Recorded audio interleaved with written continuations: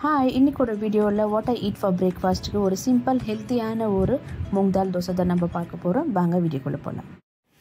வணக்கம், welcome back to Divya Sriram life style. நீங்கள் என் சேனலுக்கு புதுசாக இருந்து சப்ஸ்கிரைப் பண்ணுங்கள், பக்கத்தில் இருக்கிற பெல் கிளிக் பண்ணுங்கள், லைக் பண்ணுங்கள், ஷேர் பண்ணுங்கள், கமெண்ட் பண்ணுங்கள். வாங்க இன்றைக்கி என்ன வீடியோன்னு இப்போ நம்ம ஹெல்த்தியான ஒரு மூங் தால் தோசை பண்ணுறதுக்கு, பைத்தியப்பருப்பு தோசை பண்ணுறதுக்கு இது நல்லா வாஷ் பண்ணி மூங் தாலில் ஒரு ஓவர் நைட்டு நல்லா ஊற வச்சிருக்கிறேன்.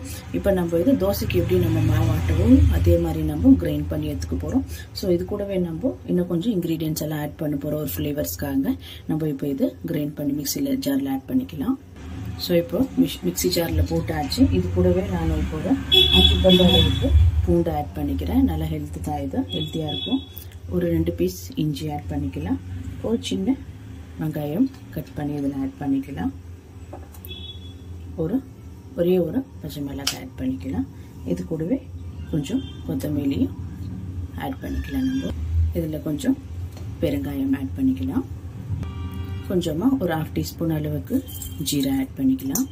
இப்போ நம்ம இதில் உப்பு சேர்க்க தேவையில்லை. நம்ம எல்லாம் கிரைண்ட் பண்ணி எடுத்துகிட்டு பிறகு மிக்ஸ் பண்ணுறப்போ உப்பு ஆட் பண்ணிக்கலாம். உப்பு அண்ட் கொஞ்சமாக இதில் பெருங்காயம் ஆட் பண்ணிக்கிறோம். இப்போ நம்ம இது கிரைண்ட் பண்ணி எடுத்துக்க போகிறோம். ஸோ பாருங்கள், இப்போ இது எல்லாமே அரைச்சாச்சு. ஒரு 10 மினிட்ஸ் வச்சா நம்மளுக்கு இது செட் ஆகிறதுக்கு நல்லாயிருக்கும். ஸோ நம்ம இதில் தேவையான அளவுக்கு உப்பு ஆட் பண்ணிக்கலாம். சோடாலாம் யூஸ் பண்ணாதீங்க. ஸோ இதே மாதிரி நம்ம ஃப்ரெஷ்ஷாக கிரைண்ட் பண்ணி அப்போவே தோசை நம்மளுக்கு ஹெல்த்தியாக ரெடி ஆகிடும். ஸோ நல்லா மிக்ஸ் பண்ணி வச்சுட்டு ஒரு 10 மினிட்ஸ் இது செட் ஆகட்டும். ஸோ மாவு நல்லா இப்போது 10 நிமிஷம் செட் ஆயிடுச்சு. நம்ம இப்போது தோசை மாதிரி ஊற்றி எடுத்துக்கலாம். ஸோ ஐரன் தவா எடுத்துங்க. கொஞ்சமாக எண்ணெய் போட்டு நல்லா இதை ஸ்ப்ரெட் பண்ணி எடுத்துக்கலாம். இப்போ தவா ஹீட் ஆகட்டும். இப்போது ஸோ தவா நல்லா ஹீட் ஆகிடுச்சு. இப்போ நம்ம தோசையை ஊற்றிக்கலாம். கொஞ்சம் மீடியம் ஃப்ளேம்லேயே வைங்க, ஹை ஃப்ளேமில் வேண்டாம். ஏன்னா இது நல்லா குக் ஆகணும். சேம் நம்ம தோசை எப்படி ஊற்றுவோமோ அதே மாதிரி நீங்கள் ஊற்றிக்கலாம். பயப்பட தேவையில்லை. இந்த மாதிரி அழகாக அவ்வளோதான். தேவையான அளவுக்கு நீங்கள் இதில் கீ கூட ஆட் பண்ணிக்கலாம், இல்லை கொஞ்சமாக ஆயில் ஆட் பண்ணிக்கிறேன். நீங்கள் ஊற்றி வச்சுட்டு நீங்கள் கவர் கூட பண்ணி வைக்கலாம். நான் கவர் பண்ண போகிறதில்ல. ஏன்னா அதில் இருக்கிற ஸ்டீமெல்லாம் இறங்கி தண்ணியாகிடும். மாவு ரொம்ப குக் ஆகிறதுக்கு லேட் ஆகும். இதே மாதிரி ஓப்பனாகவே நீங்கள் தோசை போட்டு எடுத்துக்கலாம்.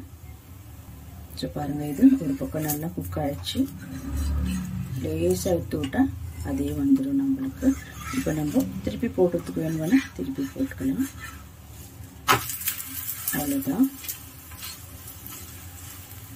ஒரு 2லேருந்து 3 செகண்ட் இருந்தால் நம்மளுக்கு இது போதும்.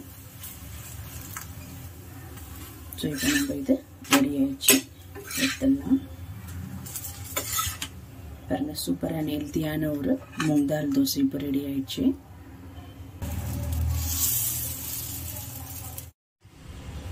ஸோ அவ்வளோதான், சூப்பரான ஹெல்த்தியான ஒரு மூங் தால் தோசை ரெடி ஆகிடுச்சு. பாருங்கள், நார்மல் தோசை மாதிரி தான். நம்ம எந்த அரிசியும் போட தேவையில்லை இதுக்கு.